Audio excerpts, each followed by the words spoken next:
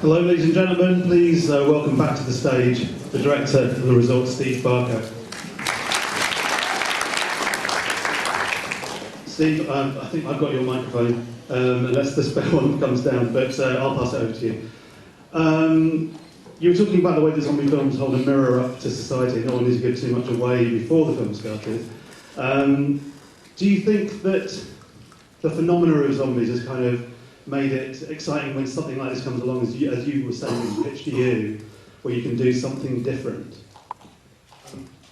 Yeah, I mean, I think the odd thing with this very particularly was that the very first conversation I had with the producers, we ended up talking about Sirius. The idea was, I think the original script and the original pitch was that it was entirely in the UK, and it was kind of like Knowsley Safari Park or something. That it was, and it was working around the homeless. But they knew that, I think the producers already knew they wanted to make it international, and when I spoke to them, what they wanted to do was work out how that we could do that. And I started talking about Syria, which at that point would have been November 2013. And it had started as a sort of humanitarian crisis and turned into a political football rather than the fucking nightmare it is now.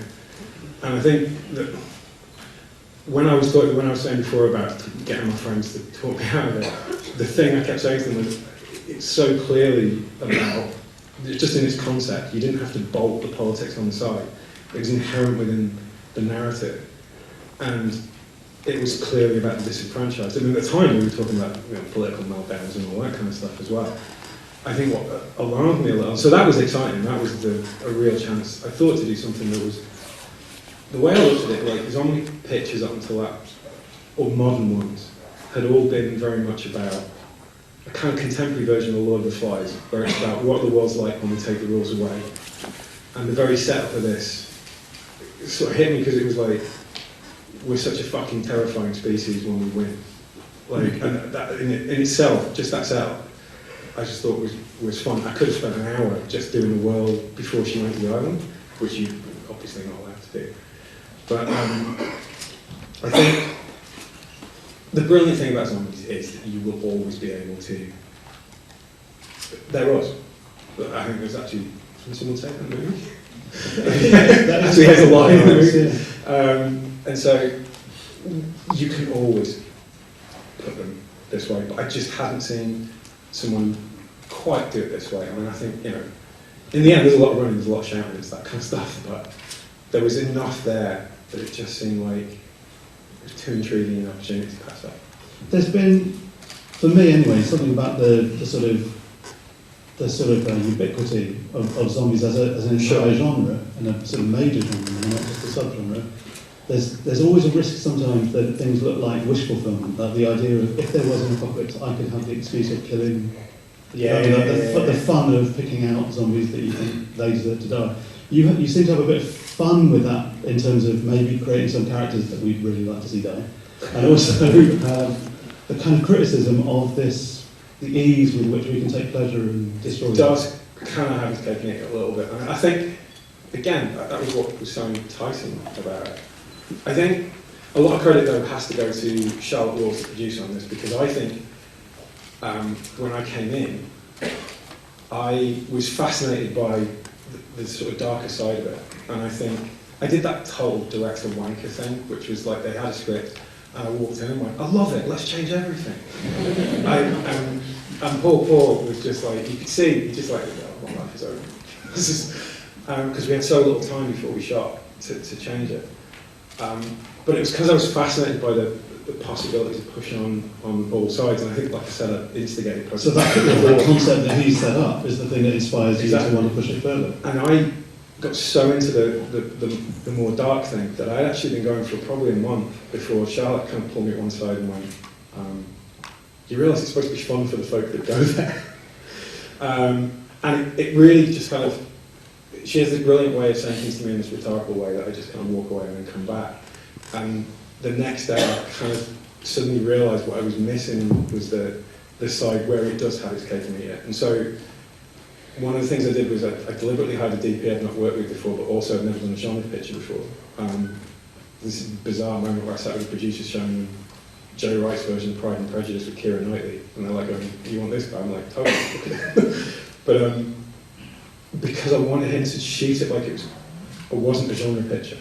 Because the very simple idea I had to shoot was that the first half of the film should feel like an advert the ReZort we want to make of. So normally aesthetically I'm not really into crane shots and all that kind of stuff, but I ended up doing them because I wanted it to feel lush and fun and enticing and like that final shot as well.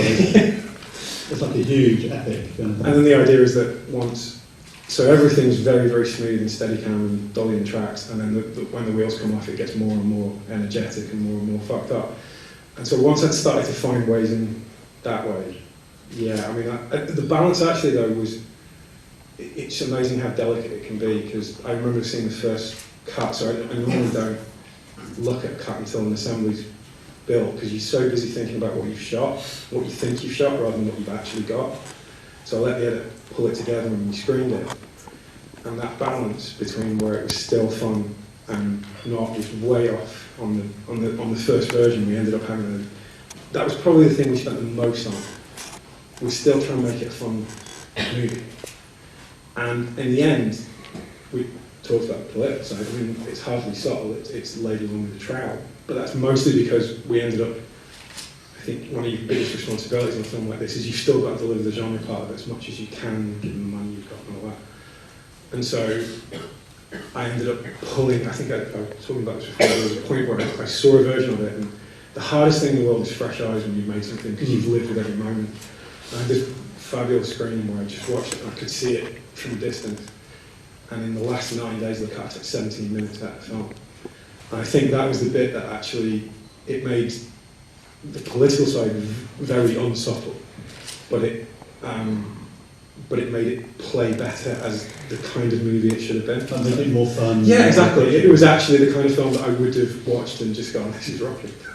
I mean, I'm not saying that it is, but it's just like, it was the kind of thing, I felt I needed to make it into the sort of thing I would want to watch. Does that go as well for, I mean, the project initiated as Generation Z? Oh no, before that it was Safari. So when I signed on... Safari as well. Yeah, try and get your agent to talk you seriously. Take you seriously because I'm going to make a film with fucking Safari. Literally, I remember my agent's assistant, like, she's really posh, and she just couldn't say it in a way that wasn't hilarious. But oddly, we stuck with that for quite a while, and even though we were a bit... and it turned out they'd never cleared it. They checked initially, and it was fine. And they hadn't bought it and then a children's clothing brand is actually called that in the States, who unsurprisingly didn't want it, like, because they don't want a zombie connection to children's clothing. But like, it's going to help. And so then it was actually so we shot under this title Generation Z, which I genuinely fucking hated on every imaginable level. I just couldn't think of a worse title. But one of the producers dug it, and so you just like, whatever, you have to change it later. Like, just get into the fixation. There's not an argument where it happened then. Yeah. So yeah, it was called that all the way through, and it was always like this secret kind of thing between me and Charles, the producer, that we were always going to change it. We just didn't know what we were going to change it to. Because you can still find bits of marketing materials online where it's... Can you? I'm afraid still. Jesus. But it's still out there. You'll find some stills captured as days. I still like go back and look at the clapperboard, and that's damaged Generation Z too. It's just such a... I have to call it Generation Z, don't I, instead of Z? Well, you can call it. Just very British. And how did the writer work with this? I mean, it's a really interesting thing where you've written your own films before. Yeah. So that obviously that must give you some sense of objectivity. You can be self-critical, you can rework ideas, but when you're working with someone else's project... I think the biggest thing I learned was that I'm used to, when I was saying before, like pushing in all directions and stuff and trying to find a way, I was trying to do the things I would do without unconsciously, and I was trying to do them to another person, which is horribly unfair. And I think he dealt with it really well. The biggest difference was that I think if you direct, you're not precious about anything. I've never written any page that I wouldn't happily throw in a bin. Whereas I think if you write, that's your contribution to the picture, and so it's harder to let it go. And if I had one that I know every film has a massive learning curve, but one of the biggest learning curves of working with Paul was just understanding that he couldn't walk on set and change it and get things off the actors and get things off the DP and everybody to actually alter a movie. And how much do things go alter when you're on location? I mean, first of all, fantastic location. It's really very different from the Outpost films, which are so kind of dour and That was really it was odd though, because like kind of Outpost was January in Scotland, up to your knees in mud, literally being sprayed hosed down to get off the set. And I'm like, this is going to be brilliant, it's sunny and it's going to be magical, and you get like 45-degree heat and you're running around and you're just literally running between umbrellas, like just not wanting to die. I'm just going to do something in the living room from now on, it's just so much easier. Well, do you find then when you're out there with actors, you can adapt and change the script still? Does that have a bigger impact on you when you get into post-production, especially with a film that uses so many kind of post-production special effects?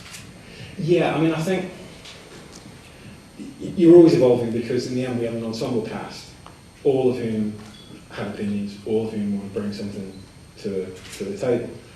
And so there's all the cliches that like you write the movie 3 times, all that kind of stuff, they're all true, they're all completely true. I think we were blessed with a lovely casting list that were really, really smart. And they all brought a different angle to it. So I know for a fact that like Jessica Gow was not what was on the page that played Melanie the lead. She was like written to be the girl next door, and we ended up with like 5'10" Australian athletic goddess kind of thing.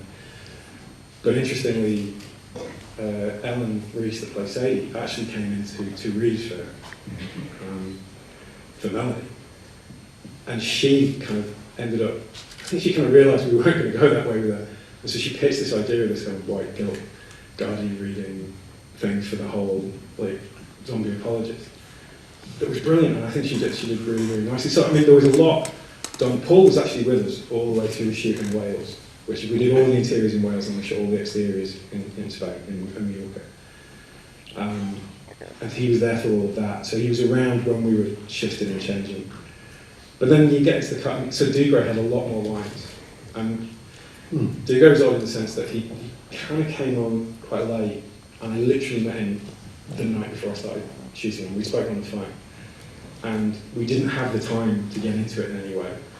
And so it was one of those ones where we like 30 minutes with the guy to work out what you're going to do, and we turned on him the following day. So we literally just went to Euclid, like that. That's it, right? Because you just yeah. He actually had loads more lines that we shot, and we ended up pulling everything we could in the cut. So you're always shifting. You're always trying to find a balance that will benefit the entire experience.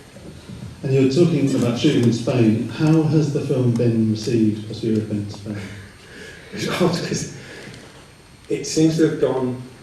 I had this with Outpost as well. I was saying this before, that the Outpost films did really, really well everywhere the Nazis actually invaded, which is kind of fucked up. And with this, we've done incredibly well based on the way people see the immigrant issue right now. So the first place we came out, because we were co-finalists there, was Spain, and we got slaughtered.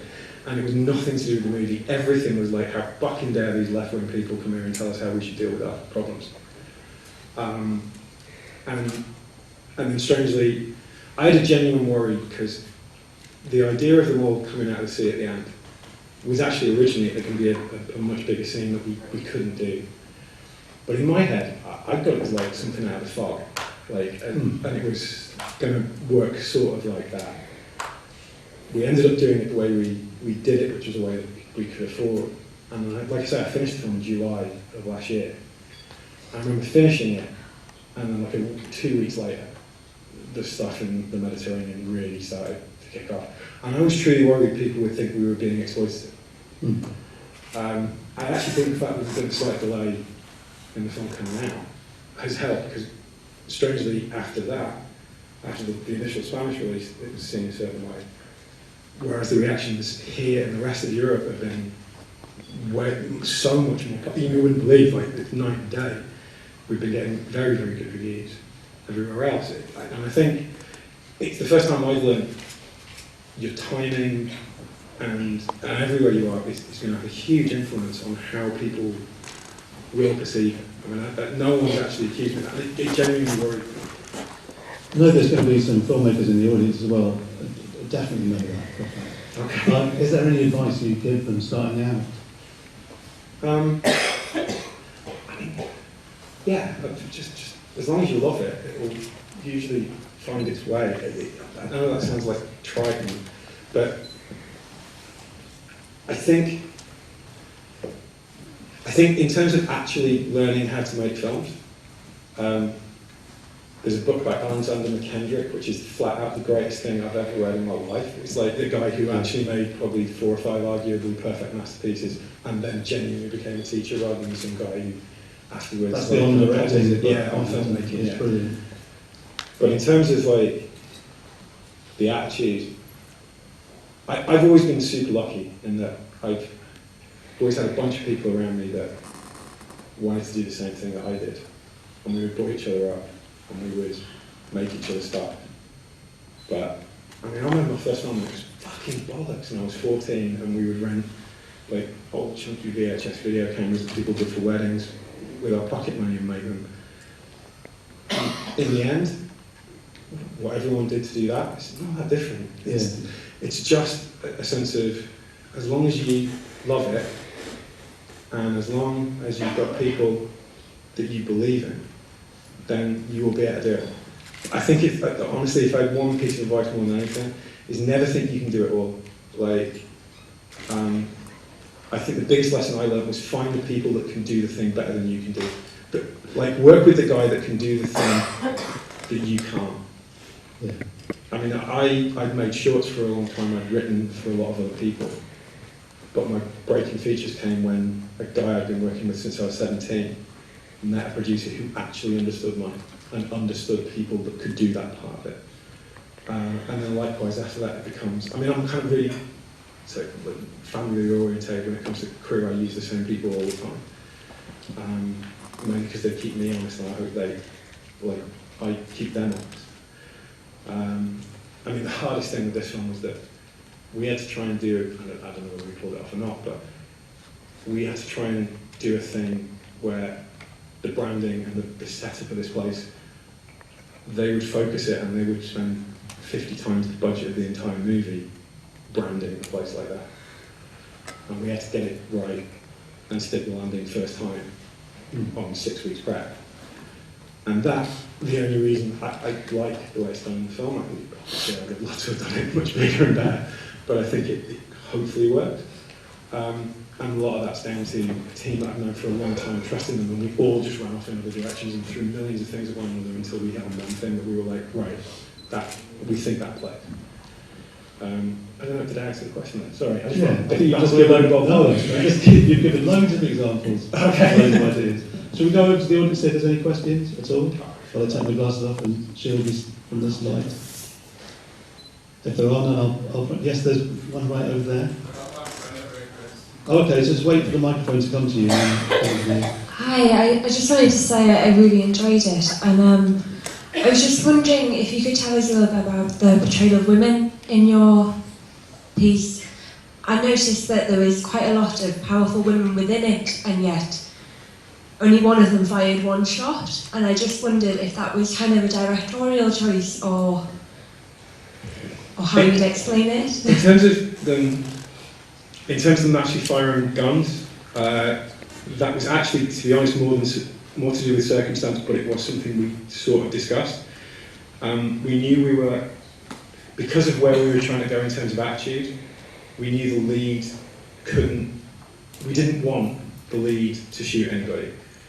Then the next character was actually a rights activist anyway, and so she wouldn't. And so it was one of those ones where we were conscious of it, and yet I don't think I was trying to make an overt point with it necessarily, beyond I liked from the start. I can't take any credit for the fact that there are so many strong female characters in the film in the sense that they were already baked into the script when I came in. But I think it was definitely something that attracted me to the film in the first place, in that of all the films I've made like, including shorts, like 7 movies, and 6 of them have had female leads. And it's a discussion I have with myself all the time, because I don't think I'm necessarily have a point of view on it. Beyond that, I just think it's infinitely more interesting than men. I don't know whether it's literally I grew up so much watching films dominated that way that I'm bored with it, and so I wanted to see something different. I don't know whether that's a really simplistic answer or not, but No, that's great. I just found it really interesting because you did have some cracking female characters in there, and it's not often, particularly in horror genres, that you get that. I think the thing I liked the most was that rather than getting all a bit kind of on its high horse, it had the bollocks to have the villain be a woman as well. Yeah. I really liked that. I thought that was great. And what I also loved was that I would never have thought of Claire Goose. It was the producers that came up with it, and she is the loveliest person you will ever meet, but loves playing an absolute cow. And truly loved it. And she went through hell, because we wanted, in the end again, like this whole cutting the film down for pace, there was quite a lot of Claire stuff went. But we wanted it to be completely pristine. And just the way the dress we ended up with and the hair we ended up with meant that she couldn't sit down when we got her on set. It wasn't one of those films where we had the time to wait for someone to come on and off the floor. Like once they were there. So we literally came up with like 2 seat stands that she could prop herself on in some way, and like members of the crew holding it, because if she sat, she was doomed, and the costume designer would find me and kill me. And like literally she was in rollers until like 30 seconds before we turned. I'm sure there's footage somewhere of people flying in. The camera's already rolling and they're ripping stuff out to make it look a certain way. I always feel terrible with that, because you do all of that and you think it's this huge thing when you're shooting, and you get to the cut and you're like, fuck it. We need to go faster, we need to be getting through the story. Are there any more questions? Yeah, there's one over there. I can't see over here, so Thank you, I really enjoyed the movie. It's the first zombie movie I'm seeing in a resort surrounding. I have one question regarding the Blu-ray release in the United Kingdom. I just ordered my Blu-ray of your movie from Amazon Deutschland. So it's available on Blu-ray from Germany, but as far as I know, in UK there's no Blu-ray release yet. So when do you expect that to occur? I honestly don't know, mate. Literally, I found out that it was coming out on video on demand off this man. They sort of tell me stuff. And he was telling me about the German Blu-ray. Yeah, and I found out about the German Blu-ray off the writer, who literally sent me the link to it. It was a curious film because of one of those like talking out store things, but there were disagreements between. It was internationally financed in Europe between 3 different countries, who unsurprisingly found it hard to agree on anything. And so it ended up, the kind of the limbo of it just went on. Like I say, I finished it in July of last year, which is why I'm thrilled now that focusing and it's all around it. It seems to have gotten it turned out all the festivals that wanted it last year, we've screened that this year. Yeah. It's like my entire life has just happened, but I just look older. And I think that's the way it's going to work, where it will be with us very soon. Yeah. As far as I know, it's out. It's out very soon, and they haven't told me yet. Sorry, it's out. But your German Blu-ray will be good. Yeah, apparently the German Blu-ray looks Boston, but I haven't seen it yet. Have we got any more questions? Yeah, just one over here. Are you team fast zombie or team slow zombie? Yeah, that's a total con in the film. Actually, what I dug about it, I'd love to take credit for this, but it was Paul that worked it out. The idea that we're set 10 years afterwards means that the eldest are obviously slow just because they're old, and the fast ones are fast because they're young. I like the kind of how it's taken the idea. If I'm honest, I don't really have a preference. Like I love the old Romero movies, but I actually really like things like Zack Snyder's remake of Dawn of the Dead and 28 Days Later, I think. I like the intensity you get with that. I mean, in the end, because the real villains of the films wasn't the zombies, I didn't really. Once I'd realised I could do either, it was about designing set pieces that were based around the abilities of the ones we had in that scene. And I didn't really have a kind of, for want of a better word, I didn't really have a philosophical idea of it, if you know what I mean. It was just more, all right, that'll work here, that'll work there, and in the end I can get away with either within this storyline. Why? What's your preference, Will? Well, I know exactly. Well, I'm very mixed to be honest. But the second question is, do you feel zombies are, well, we hit a, no pun intended, do you think we hit a dead end on what we can do with zombies? It was a genuine worry for me. When I said before that I phoned my friends when I first got offered this about doing it, I wasn't joking. I'd done 2 already, and I just couldn't see how you could do something that was going to stand out in a market that's that saturated. But we've been saying for, like, with vampires for over a century that, we've run out. It'll go away for a bit, and someone will come up with a blinding idea.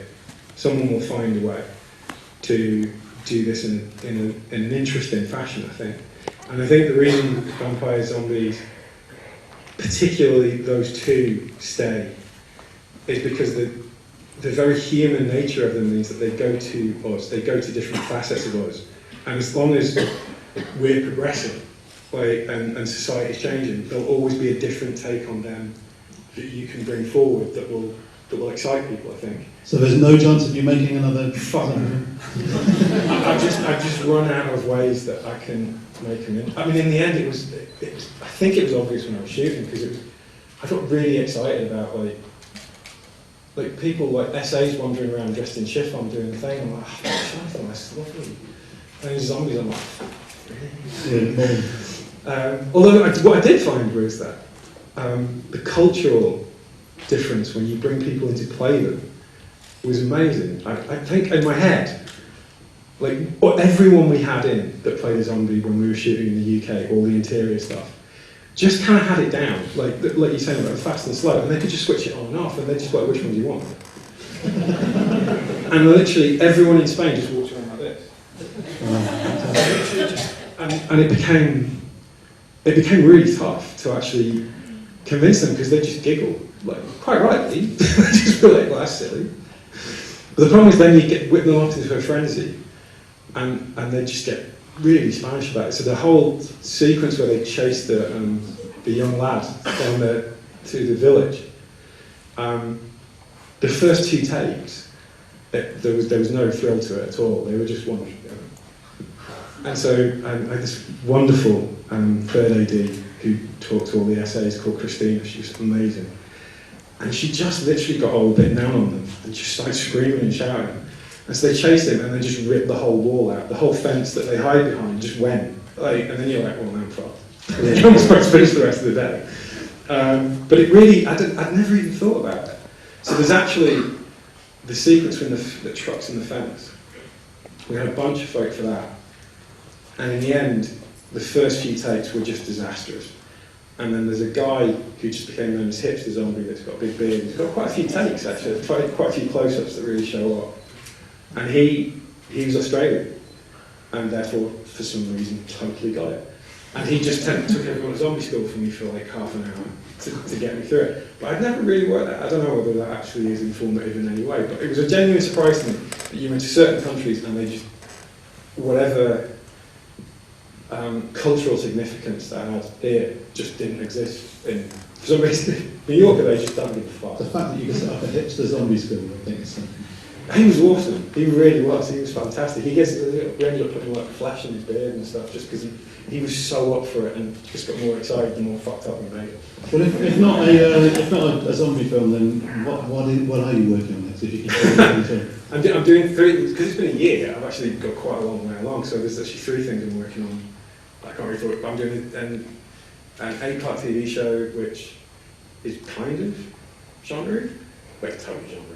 Yes, but I'm doing a science fiction thing, spaceships, which is totally exciting, and I'm doing a thing, probably the thing that's going to go next, that's looking like it's going to happen straight away, is really PG-13 kind of, I don't know if you mix like the Warriors with the Crow and The Fault in Our Stars. Like literally, I kind of. That's a murmur of appreciation. Okay, cool. I think the thing was that I was actually talking to the man that I do this with before. I love horror films. and I'm obviously not going to custom a horror festival. But it probably wasn't my favourite genre when I started, and I actually was going to make a totally different first film. And we were really close. I was making a thriller in the Highlands of Scotland with Kelly MacDonald, and she got pregnant and couldn't do the action sequences. And so Outpost was kind of a script we've been developing on the side. And it's that wonderful thing in the sense that it gives so many directors a first chance. But there's also that slight curse that if you do it half decently, people will ask you to keep doing it, and no one wants you to go to a different place. And I think the part of me that wasn't going to make the ReZort, literally in the mid, I was like halfway through the shoot of the ReZort, and people were like, what are you doing next? And I'm like, nothing to do with fucking zombies or anything to do with. I just think I need to try and flex a few different muscles. Cool. Well, listen, everybody, thanks very, very much, and thank you. No, thank you all for coming. I hope you liked it.